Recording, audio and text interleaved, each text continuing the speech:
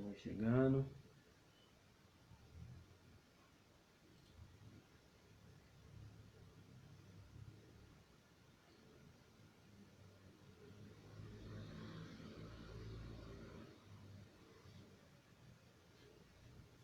Paz, irmãos.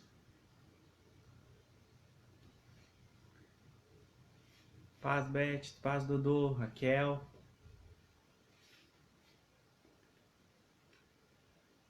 Rubinho.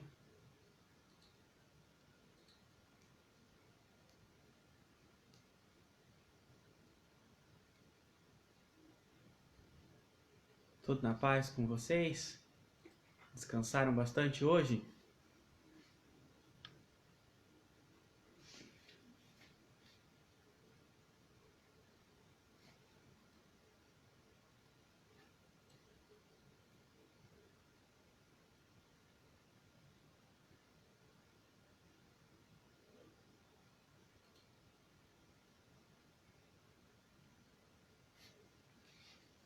Paz, Rubinho.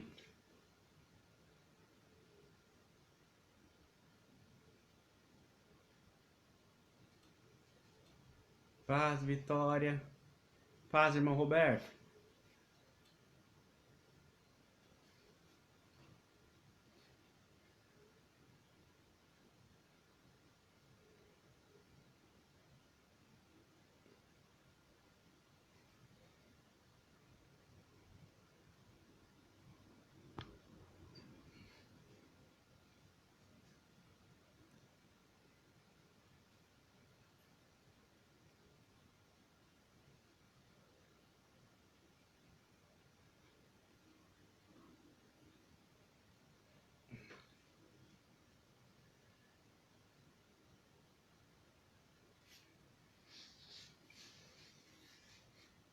Amém.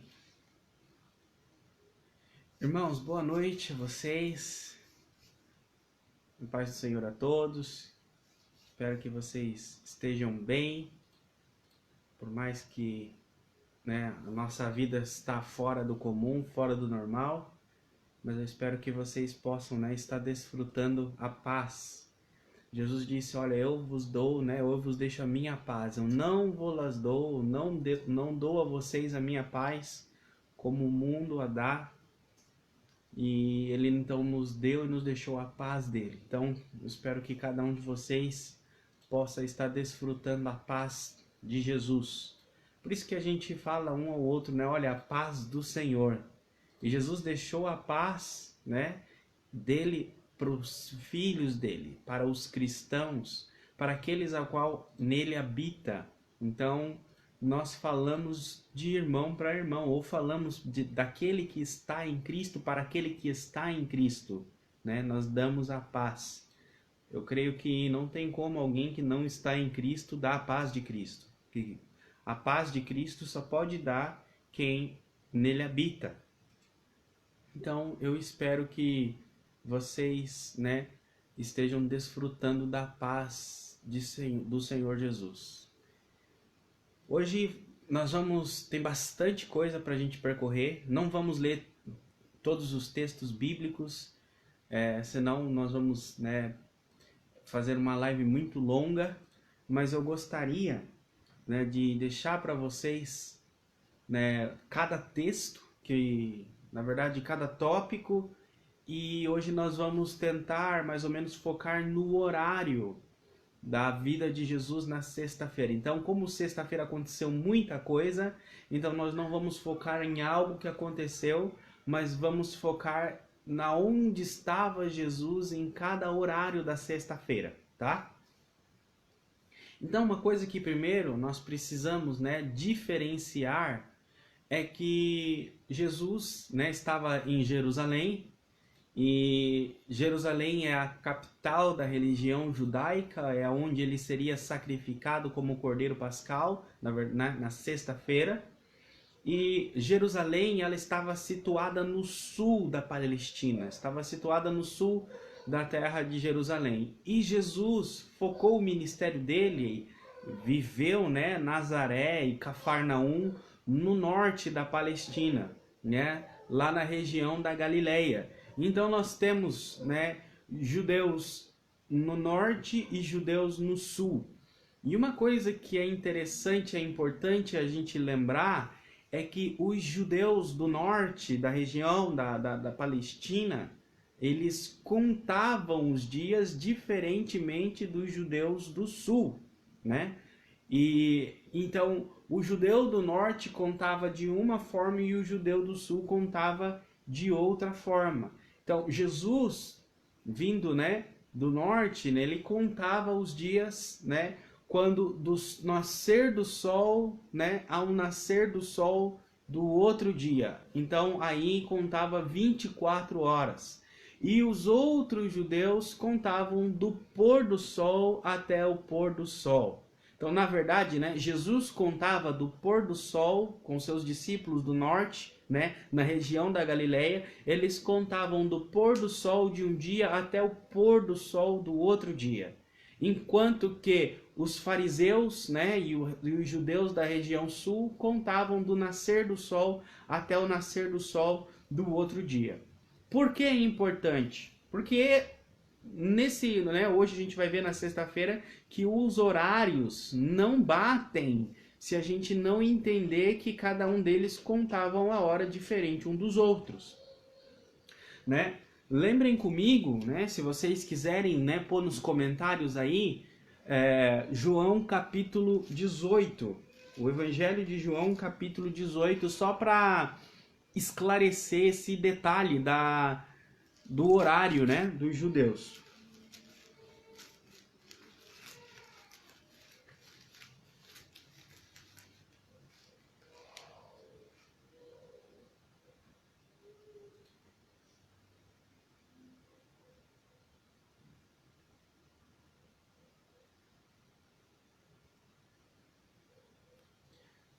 Então coloquem aí João capítulo 18, no versículo 28.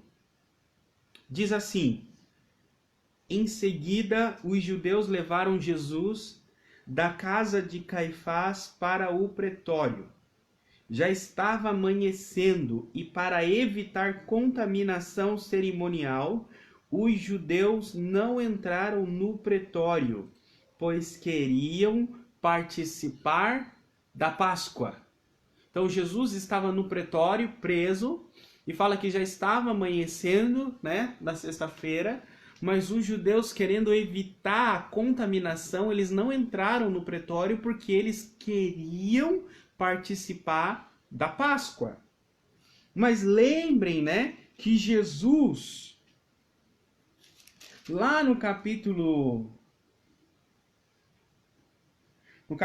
13, né, ele lava os pés dos discípulos, ele diz que Pedro vai negar, e aí depois eles partem, né, eles vão para a casa, se reúnem, né, os discípulos de Jesus preparam a mesa e Jesus participa, né, da ceia, da Páscoa com seus discípulos. E aí então ele sai desse lugar e ele vai para um lugar de oração. E lá nesse lugar de oração, que é o Monte das Oliveiras, ele vai no Getsemane, e lá no Getsemane ele é preso.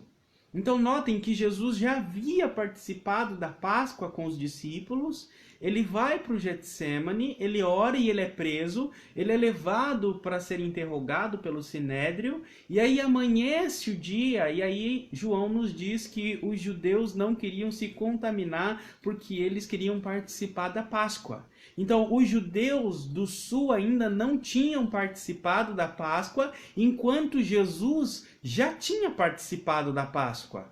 Então, aí entra o que eu falei para vocês no começo, que lá na região norte, da onde Jesus focou o ministério dele, na Galileia, eles contavam os dias do pôr do sol até o pôr do sol do outro dia. Então, para Jesus, a sexta-feira começou no pôr do sol da quinta. Então, se pôs o sol na quinta, ele teve a ceia com os seus discípulos na noite, e na madrugada de quinta para sexta, né, ele foi para o Getsemane orar.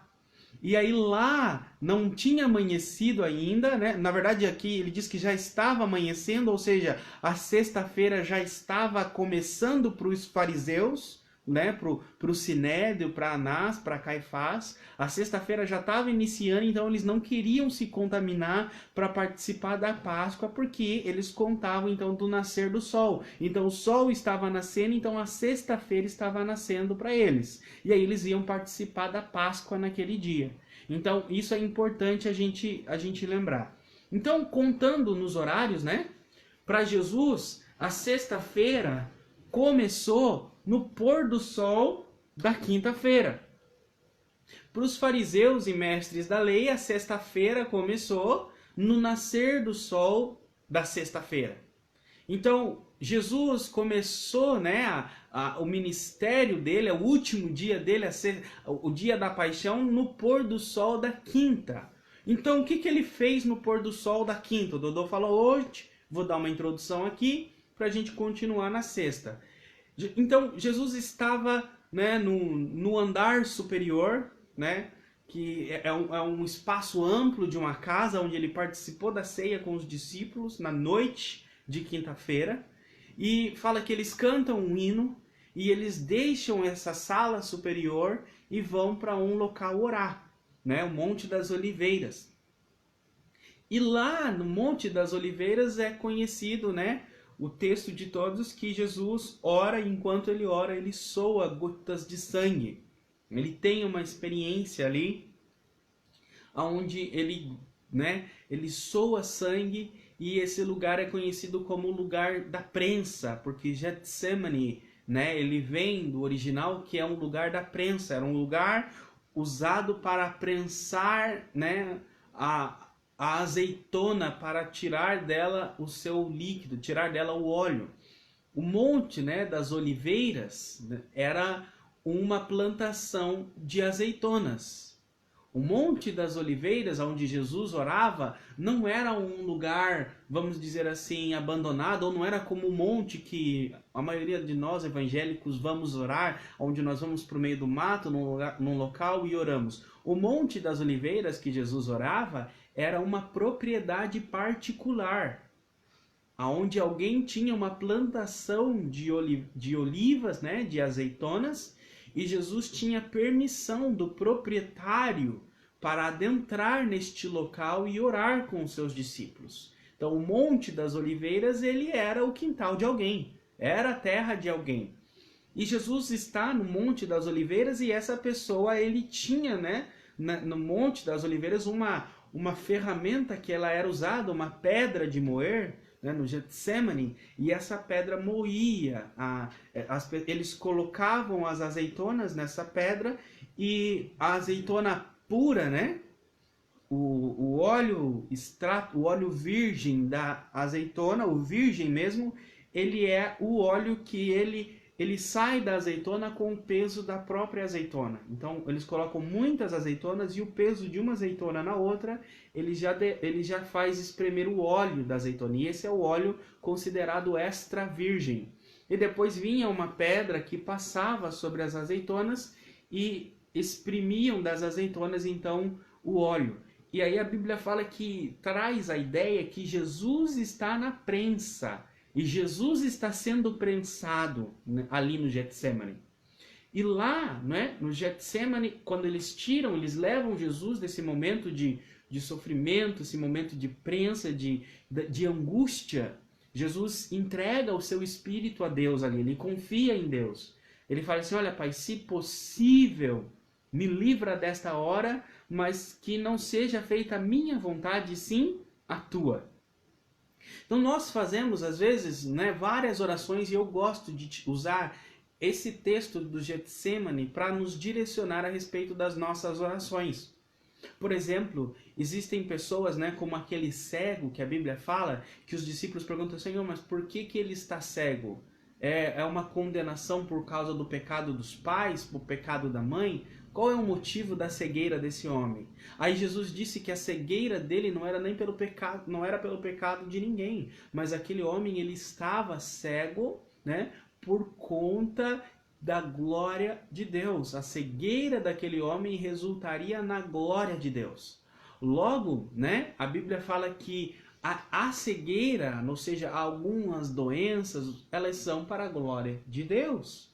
Então existem pessoas que passam por sofrimentos, por lutas, por tribulações, e muitos irmãos já oraram por esta pessoa, jejuaram, buscaram a Deus, e a pessoa continua doente, continua numa cadeira de rodas. E essa pessoa, né, ela entende que essa doença dela, ou esse sofrimento que ela está passando, é para a glória de Deus. Só que o problema é que as pessoas vêm até mim como pastor e falam assim: pastor, ora porque eu tenho essa doença, ora porque eu estou com esta doença. E aí eu vou orar, mas eu não sei se a doença dessa pessoa é para a glória de Deus, ou se Deus vai curar essa pessoa, entendeu? Ou se não é o momento da cura ali, o momento é mais para frente. E como eu faço? Né? Eu oro então para que Deus não cure, para que Deus, né, não faça? Eu não faço isso, eu uso esse texto do Getsemane. Porque às vezes nós não sabemos qual é o propósito de Deus, mas nós devemos sempre desejar que Deus faça a vontade dele e o propósito dele. Então eu oro e falo assim: Senhor, a minha vontade é que essa pessoa seja curada. A minha vontade é que essa pessoa saia daqui restaurada, restabelecida, mas não seja feita a minha vontade, mas seja feita a tua vontade. E quando é vontade de Deus a cura, a restauração, as pessoas são curadas e restauradas. Eu já vi isso, né? Já orei por irmãos na igreja que às vezes podem estar até me assistindo aqui, que depois me procuraram e falaram assim: pastor, aquela oração que você fez, eu tenho uma boa notícia. Então eu procuro usar essa passagem de Jesus a expressar para Deus as nossas vontades. Não tem problema nenhum você falar para Deus o que você quer. Não tem problema nenhum você pedir para Deus. Foi o que Jesus fez. Pai, se possível, passa de mim esse cálice. Senhor, se possível, faça dessa forma. Se possível, faça desta maneira. Mas não seja feita a minha vontade, mas a tua. E aí Jesus termina essa oração, vem Judas, né, trazendo um destacamento de soldados enviados pelo Sinédrio. E isso é por volta das 3 horas da manhã, né? Então, agora é 3 da madrugada e chega Judas com esse destacamento e nós vemos ali que Judas ele beija Jesus, entrega Jesus, e aí começa ali uma disputa onde, né, Pedro corta a orelha de um servo do sumo sacerdote chamado Malco, e aí Jesus vem e restaura a orelha desse servo e pede para Pedro guardar a espada, né? Que aquele que fere pela espada será ferido. E aí Jesus então se entrega. E ele diz, né, ferir o pastor e as ovelhas irão se espalhar, e fala que os seus discípulos se espalham nesse momento, né? Eles ficam perdidos. E Jesus então é levado preso. Mas antes, Jesus não é levado para uma prisão, Jesus não é levado para um presídio, mas Jesus é levado para ser julgado pelo Sinédrio. E não era justo ou não seguia as leis do Sinédrio que no meio da madrugada levasse um homem para ser julgado. O Sinédrio ele era composto por 70 anciões. Ele era composto por um grupo de liderança. Então Jesus deveria ser julgado por todo o Sinédrio, não por alguns do Sinédrio. É mais ou menos, né, a Câmara dos Deputados que nós ouvimos que quando querem, né, aprovar algumas leis, eles se reúnem, né, em pautas extracurriculares e ajuntam um grupinho, né, e excluem outros da votação simplesmente para aprovar emendas e leis que são inconstitucionais. Logo, aqui no Sinédrio não é diferente. Jesus foi levado no meio da madrugada. E ele foi levado apenas a alguns, ou seja, Jesus teve um julgamento que não foi um julgamento justo.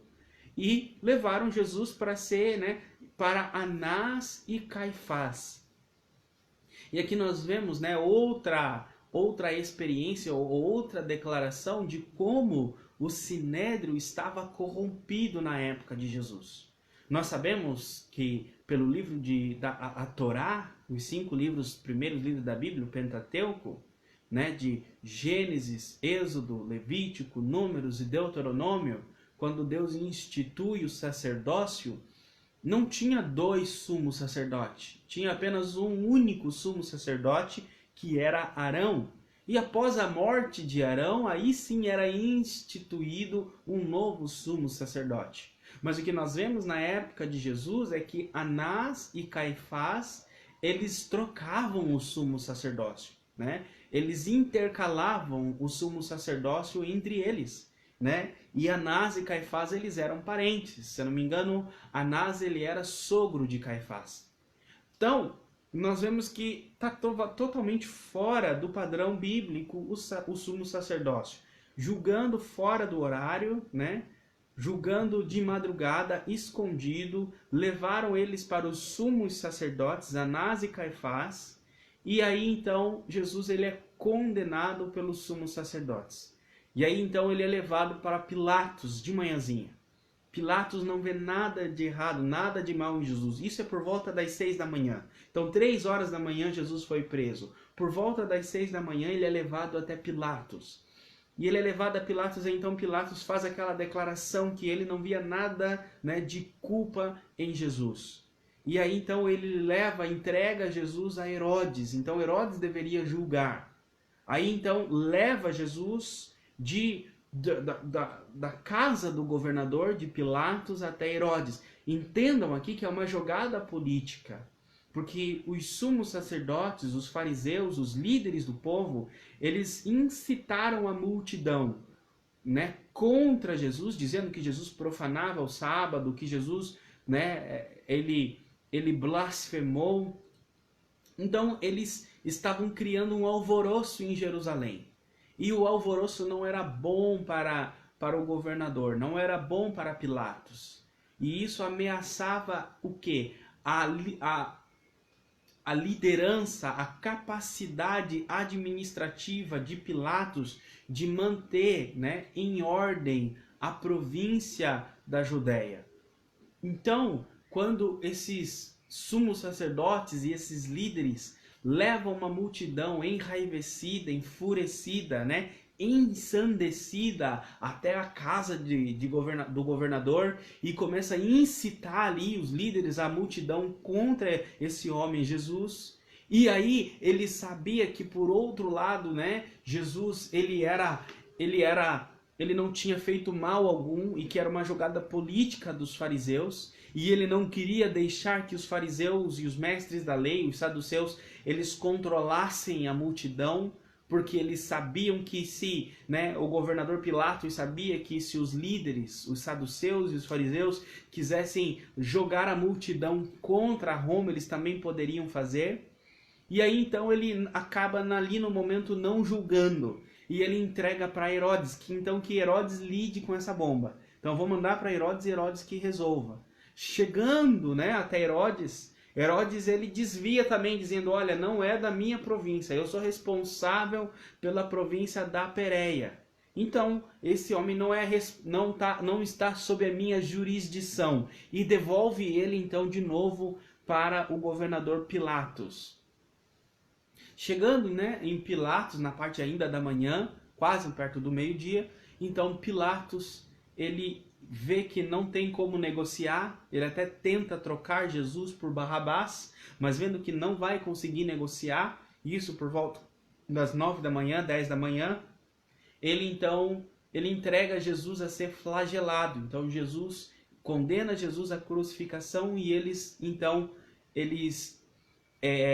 após, né, eles flagelar Jesus, ou seja, eles tomaram os chicotes de açoite, e olha que não é igual os chicotes que muitas mães, né, usavam para bater nos seus filhos, de couro ou, né, desse tipo, mas eram chicotes com pontas de osso, né, e essas pontas, quando o chicote batia, esses ossos, eles encravavam na pele, e quando eram puxados, essas pontas, né, de metal, de ossos, elas rasgavam a pele. Então, essas chicotadas, elas abriam, elas não davam tempo da ferida fechar. Então, uma já ia abrindo e rasgando a outra. Então, Jesus teve, né, vamos dizer assim, o corpo, as costas, os ossos, os órgãos, né, totalmente expostos por essas chicotadas. E então, né, com os ossos, alguns órgãos ali expostos pelos cortes, porque foram profundos,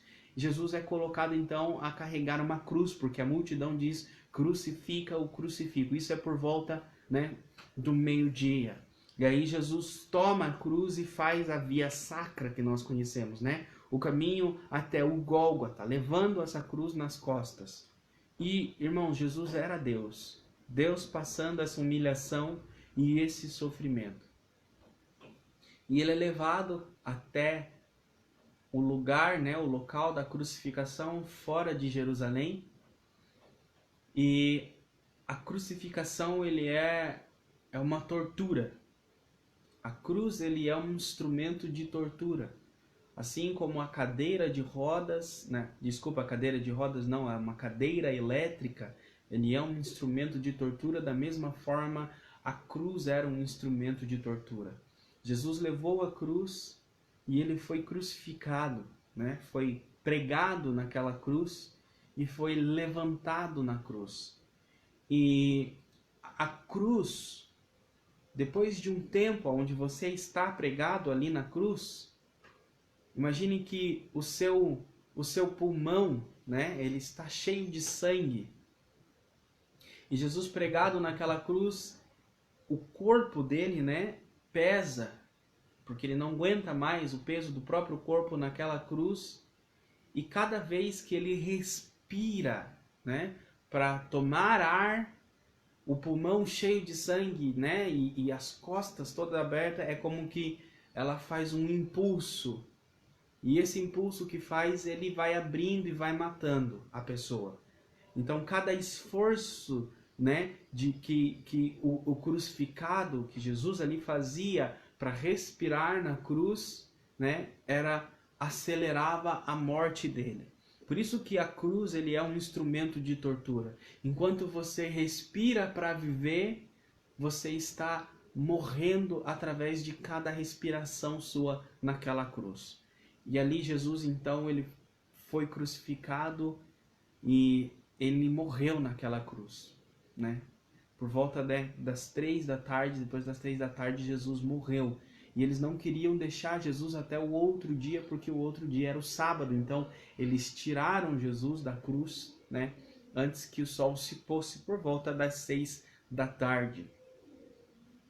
E ali, naquela cruz, Jesus morreu, né? Morreu de verdade, ou seja, ele não aparentemente morreu, não foi uma ilusão, mas ele literalmente morreu naquela cruz. E para provar que ele morreu, ele recebeu um sepultamento. José de Arimateia tomou o corpo de Jesus e levou e enterrou o corpo de Jesus. E isso, né, já era por volta aí da madrugada de novo, quando José de Arimateia ele consegue, né, retirar o corpo com Pilatos. E por volta da madrugada, de 3 da madrugada, aí José de Arimateia, ele leva e enterra Jesus. Agora pense, José de Arimateia, ele fazia parte do Sinédrio. Como eu disse aqui, na madrugada anterior, o Sinédrio conspirou, se reuniu para condenar. Na outra madrugada, um membro do Sinédrio, José de Arimateia, foi até o governador, pediu o corpo de Jesus para dar, né, um funeral digno e honroso para Jesus. E na madrugada, então, ele faz de madrugada, por quê? Porque no outro dia seria sábado, né? Então, quando nascesse o dia, era sábado e ele não poderia fazer isso. Então, por isso ele faz na madrugada, né, em honra a Jesus. E aí, após, né, ele enterrar Jesus, né, aí no outra manhã já nasce o sábado. Então, agora aqui às 3 da manhã, né, José de Arimateia está enterrando o corpo de Jesus e termina a sexta-feira da paixão. Foi uma sexta-feira muito corrida, né? Começamos aí nas 3 da madrugada do anterior e acabou na outra 3 da madrugada do outro dia. Mas eu queria partilhar com vocês só essa palavra, então eu não quis focar nada ou trazer algum ponto específico para nós meditarmos e tocarmos nesse ponto, mas eu queria simplesmente, né, passar para vocês de forma detalhada mais ou menos como foi o dia, quando começou uma madrugada lá no Getsemane e terminou na outra madrugada Jesus sendo enterrado por José de Arimateia. Amém, irmãos? A paz do Senhor, Deus abençoe cada um de vocês. Continue, né, participando nas nossas lives. Amanhã, sábado, eu vou estar aqui de novo. E aí a pergunta é, o que Jesus fez no sábado? Né? A gente terminou hoje e ele está tá no túmulo. E a gente sabe que no domingo, só de manhã, que ele vai ressuscitar. E sábado, o que ele fez amanhã? Se eu fosse você, convidava mais pessoas para ouvir o que Jesus fez amanhã, hein? Então convide seu parente, seus amigos, se reúnam amanhã às 20 horas, tá? Eu vou fazer uma live amanhã para a gente compartilhar o que Jesus fez no sábado. Pai Senhor, Deus abençoe, né? Amo cada um de vocês.